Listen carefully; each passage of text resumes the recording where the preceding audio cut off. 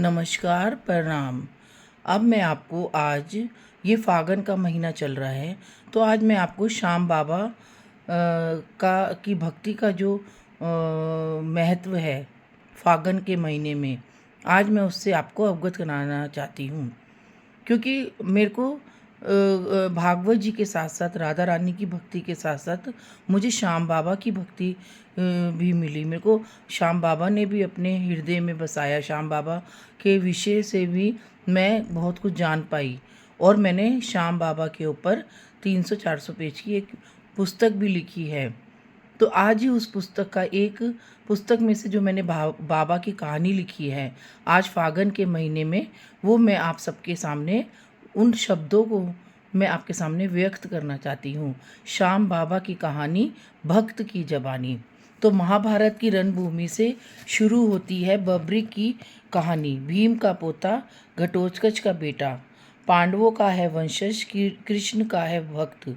पांडवों का वंशज होने से कृष्ण की भक्ति है रग रग में समाई और नस नस में। बब्रिक जितना वीर था उतना ही वो बहुत बड़ा दानी था, क्योंकि वो कृष्ण का भक्त जो था। क्योंकि जो कृष्ण के भक्त होते हैं वो दानी होते हैं और उनका हृदय एकदम स्वच्छ होता है। क्योंकि कृष्ण की भक्ति ही हमें दान करना और स्वच्छ हृदय होना और पवित्र हृदय का होना बताती है। और हम जो बब्रिक थे वो इतने वीर थे, इतने दानवीर थे कि उनके जैसा दानवीर तो आज तक इस पृथ्वी पे हो ही नहीं पाया है। तो बब्रिक की कहानी भी पांडवों के वनवास के दौरान शुरू होती है। जब पांडव 1 वर्ष का अज्ञातवास कर रहे थे तो भीम की मुलाकात हिडिंबा से होती है और दोनों का विवाह कर लेते हैं। उनसे घटोत्कच बेटा पैदा होता है और घटोत्कच से ही बब्रिक पैदा होते हैं। तो बब्रिक शुरू से ही बहुत दानवीर थे और बहुत ही ज़्यादा वीर थे और उनके अंदर भगवान के प्रति जो भक्ति थी वो कूट कूट के भरी हुई थी। और वो शिव के बहुत बड़े भक्त थे और कृष्ण के बहुत बड़े भक्त थे और जिस प्रतिज्ञा को वो ठान लेते थे तो उसको पूरा ही करते थे। बब्रिक जब छोटे थे तो उनमें तप और जप की प्रवृत्ति भी बहुत थी और बचपन से ही वो अपने आप को हर चीज़ में संग्रहित कर लेते थे। चाहे वो तपस्या हो, चाहे वो माता पिता के प्रति कार्य हो, वो बड़े अच्छे से उसको निर्वाह करते थे। और फिर उन्होंने उत्तराखंड की पहाड़ियों में भी बहुत ज़्यादा तपस्या करी है। तो पांडवों ने भी उत्तराखंड में ही अज्ञातवास किया था और उत्तराखंड की पहाड़ियों में ही अपने जो 14 वर्ष थे वो उन्होंने वहीं पर ही काटे थे। तो उत्तराखंड के जो भी उत्तराखंड जो पूरा का पूरा है वो पांडवों का अज्ञातवास का भी रहा है और पांडवों ने वहाँ पे भक्ति भी बहुत करी है।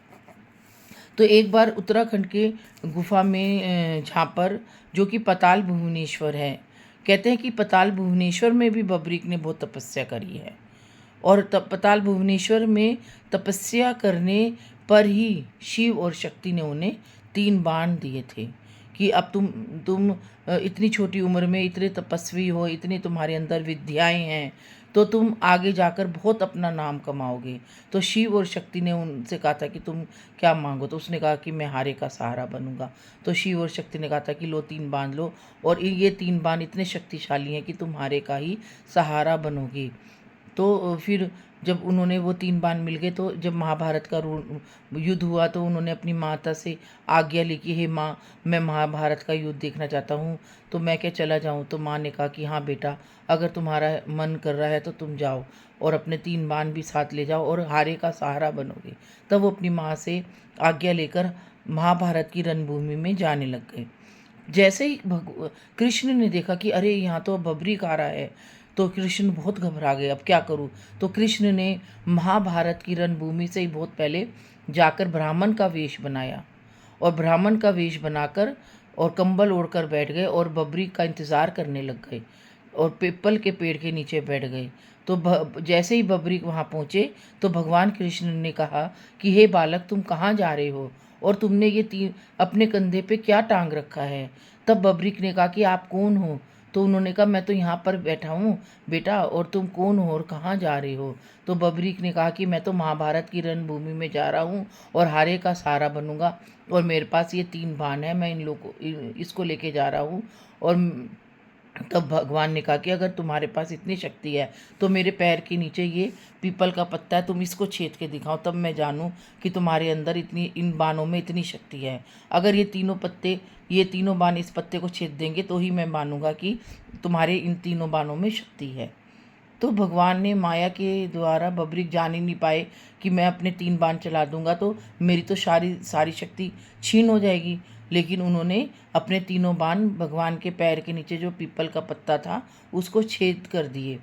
तो बबरीक ने कहा, अरे ये क्या, मेरी तो तीनों शक्तियाँ चली गई, मैं तो तीनों बाण ये कोई साधारण मनुष्य नहीं है, ब्राह्मण नहीं है। उन्होंने कहा, हे ब्राह्मण, तुम साधारण नहीं हो।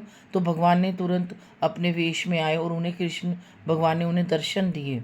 तो उन्होंने कहा कि भगवान कृष्ण से कहा बबरीक ने, अगर आपने मेरे से तीनों बाण लेने होते तो भगवान मैं आपको वैसे ही दे देता, आपको ब्राह्मण का वेश धारण ही नहीं करना चाहिए था, और मैं तो वैसे ही आपको दे देता अपने 3 बाण।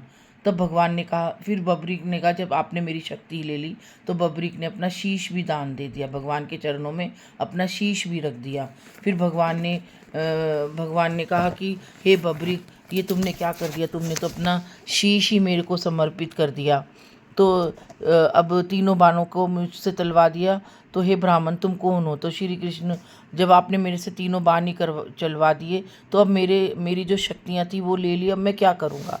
तो श्री कृष्ण भी बबरीक की इस दानवीरता को देख के हतप्रभ रह गए और बोले कि हे बबरीक, मैं तुम्हारी भक्ति, तुम्हारी कर्तव्य निष्ठा, सत्यनिष्ठा से बहुत ही प्रसन्न हुआ हूँ, और अब बोलो क्या मांगते हो, मैं तुम्हें वही दूंगा। तो बबरीक ने कहा कि हे कृष्ण, मैं तो युद्ध देखने के लिए आया था और युद्ध देखने की प्रबल इच्छा थी मुझ में। श्री कृष्ण ने कहा कि फिर श्री कृष्ण ने कहा कि नहीं, तुम अपने इस शीश के द्वारा ही पूरा महाभारत का युद्ध देखोगे, और तुमने आज अपना शीश मुझको दान देकर कलयुग में तुम मेरे ही स्वरूप में पूजे जाओगे, तुम श्याम बाबा के रूप में पूजे जाओगे, और वहाँ और तुम पूरा संसार तुम्हें हारे का सहारे के रूप में, जो भी जीव तुम्हारे पास हार कर आएगा तो तुम उसके हारे का सहारा बनोगे, और तुम्हारे अंदर जो 3 बाण की शक्ति है वो तुम्हारे अंदर पूरी की पूरी रहेगी, और तुम हारे का सहारा बनोगे।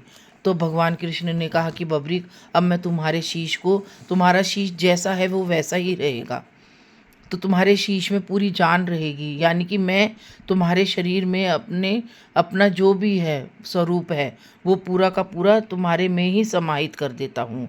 और भगवान कृष्ण ने उसी समय बबरीक के शीश में ही अपना पूरा का पूरा जो शक्ति थी वो समाहित कर दी। तो बबरीक को तुरंत बबरीक भगवान कृष्ण के स्वरूप में ही हो गए। तो फिर बबरीक को लेकर भगवान कृष्ण महाभारत की रणभूमि में गए और एक पेड़ के ऊपर उन्होंने उस शीश को टांग दिया और कहा कि हे बबरीक, अब तुम यहीं से ही इस पूरे युद्ध को देखोगे।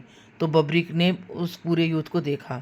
जब पांडव युद्ध जीत गए तो भगवान श्री कृष्ण ने से कहने लगे कि हम तो पूरा युद्ध जीत गए। तो भगवान श्री कृष्ण ने कहा कि इसका पूरा निर्णय तो ये बबरीक देखेगा, क्योंकि बबरीक ने ही पूरा युद्ध देखा है। तो उन्होंने कहा कि हे बबरीक, तुमने पूरे युद्ध में क्या देखा? तो बबरीक ने कहा कि हे भगवान, श्री कृष्ण, मैंने तो पूरे युद्ध में तुम्हारा सुदर्शन चक्र घूमता हुआ देखा और देवी माँ को लहू पीते हुए देखा। तब भगवान कृष्ण ने कहा कि देखो, बबरीक ने बिल्कुल सही बात कही है।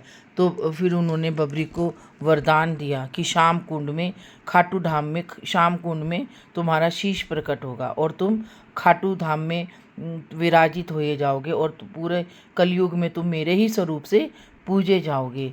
तब कृष्ण ने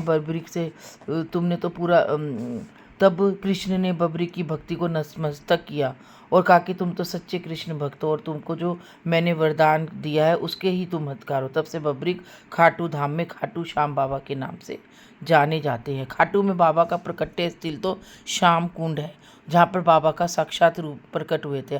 और आज भी इस कुंड का जल गंगा जल जितना ही पवित्र है। आज भी श्रद्धालु इस जल में स्नान करके अपने आप को पवित्र कर बाबा के समक्ष बाबा के दर्शन को जाते हैं। खाटू में बाबा का प्राचीन मंदिर भी है। कहते हैं यहाँ पर बाबा का जो शीश है वो साक्षात रूप में विराजित है, जो कि मुख्य मंदिर के पीछे, और वहाँ भी सब भक्त अपना माथा टेकने जाते हैं। बस यही श्याम बाबा की कहानी है, एक भक्त की जुबानी है। कैसे भक्त की जुबानी, जिससे श्याम बाबा ने अपना आशीर्वाद भरा हाथ रखा, हारे का सहारा बने और आज इस कलयुग में भक्त के हृदय में अपनी भक्ति, अपने भाव संचारित किए और भक्त की भक्ति को पूर्ण समर्पिता दी। यही भक्त की भक्ति की पूर्ण भावपूर्ण भक्ति की कहानी है और भक्त की जबानी है।